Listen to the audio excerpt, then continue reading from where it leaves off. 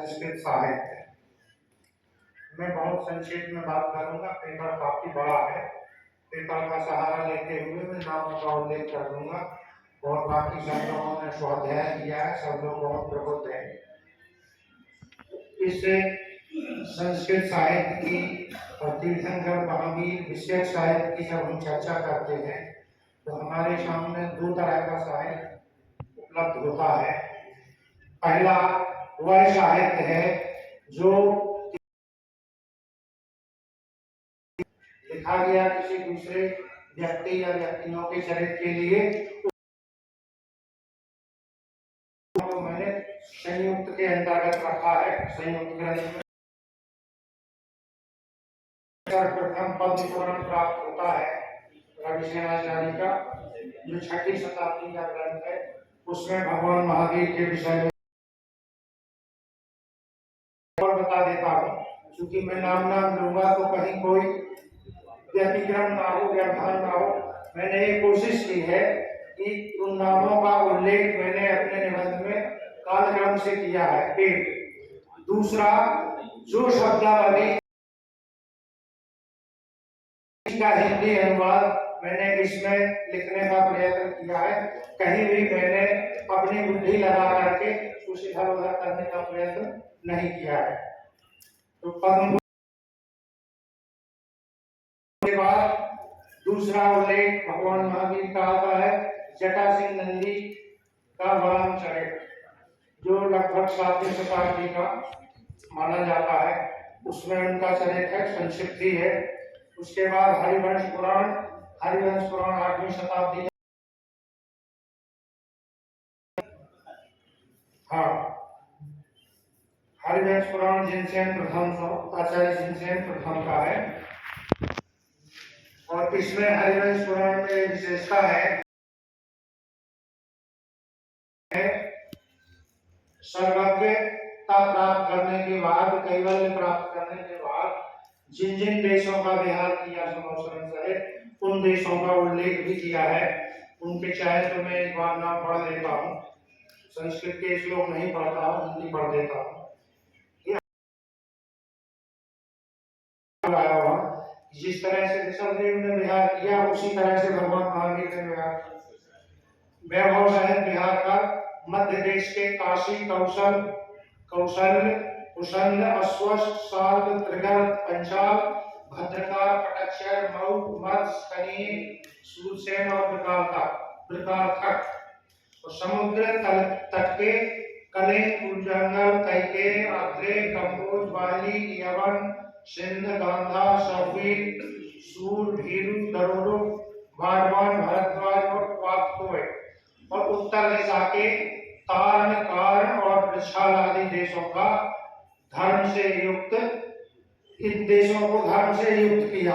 अर्थात विहार करते हुए उन्होंने जगह जगह अपनी देशना से लोगों का उपकार किया। इसके बाद अगला ग्रंथ आता है आचार्य गुणभद्र का उत्तर पुराण, जो सुबह चर्चा बीच में आई थी। ये आदि पुराण और उत्तर पुराण के संदर्भ में। उत्तर पुराण के कर्ता जिनसेन के शिष्य आचार्य गुणभद्र हैं। इसमें 3 सर्गों में उनका विवेचन है भगवान महावीर का। फिर एक महापुराण काल है, इसको हम त्रिषष्ठी शलाका पुराण भी कहते हैं। इसके रचयिता मुनि मल्लिसेन है और इनका 11वीं शताब्दी का समय है। इनके संदर्भ मैंने नीचे दिए हुए हैं निबंध में।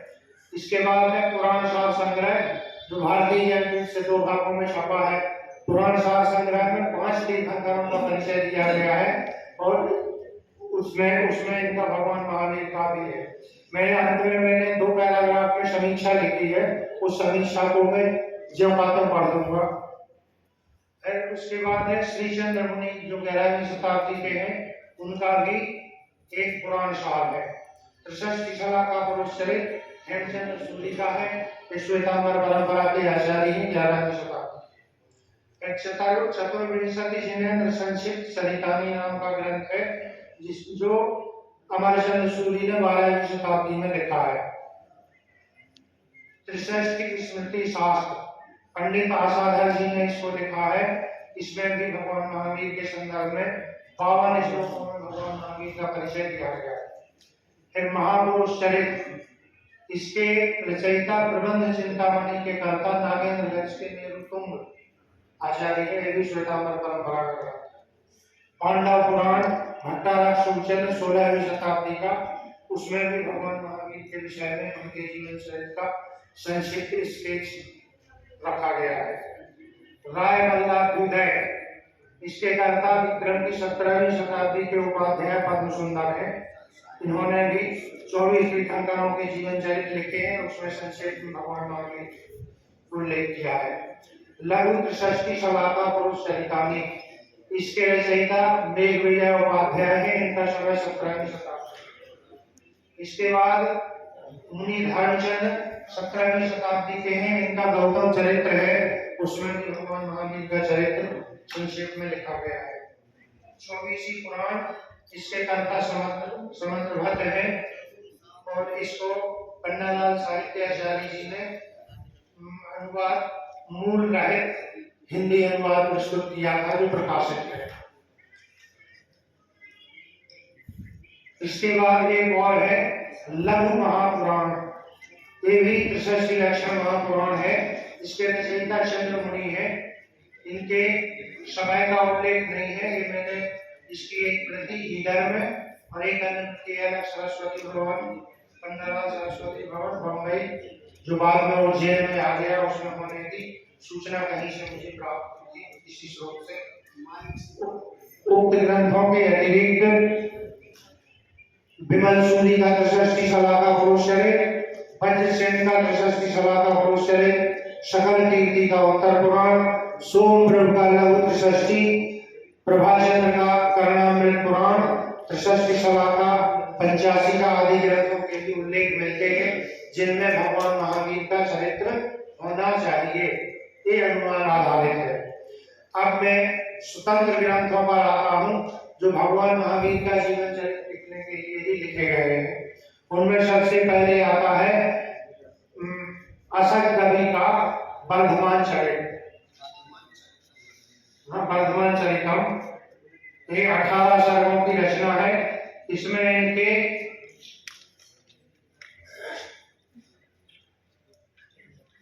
32 भागों का विवेचन है और अंत में 2 सर्गों में पूरा विस्तार से चरित्र वर्णित किया गया है। इसके अगला है वर्धमान चरित्र, पद्मनंदी 14वीं शताब्दी का। यह ग्रंथ मेरी जानकारी में अभी तक प्रकाशित की है, प्रकाशित नहीं हुआ है। अगर कहीं से हुआ हो तो जानकारी देंगे। इसकी 2 पांडुलिपियों का मैंने थोड़ा सा विवरण यहाँ लिखा है। इसके बाद आचार्य सकल कीर्ति, जिनको लोग भट्टारक सकल कीर्ति के नाम से भी जानते हैं, इनका 15वीं शताब्दी का वर्धमान चरित्र, जो महावीर पुराण के नाम से छपा है। इसके बाद एक और महावीर पुराण है, जो आचार्य सूर्यचंद्र का है, ये 16वीं शताब्दी का है। इसमें 20 अध्याय है। इसका उल्लेख जैन सिद्धांत कोश में प्राप्त होता है। एक वर्धमान चरित्र और है, जिसके कर्ता भट्टारक विद्याभूषण है। इसका उल्लेख पंडित परमानंद शास्त्री ने जैन धर्म का प्राचीन इतिहास भाग 2 में किया है। इसके बाद आधुनिक समय में भी, आधुनिक इधर 20वीं 21वीं शताब्दी में भी कुछ साहित्य लिखा गया है। इनमें जिनमें वीरोदय महाकाव्य, इसके रचयिता पंडित भूरामल शास्त्री, जो बाद में आचार्य ज्ञान सागर जी हुए, उनका है। इसमें 994 पद्यों की संख्या है। वीर सर्वाभ्युदय, ये भी उन्हीं का है, आचार्य ज्ञान सागर का।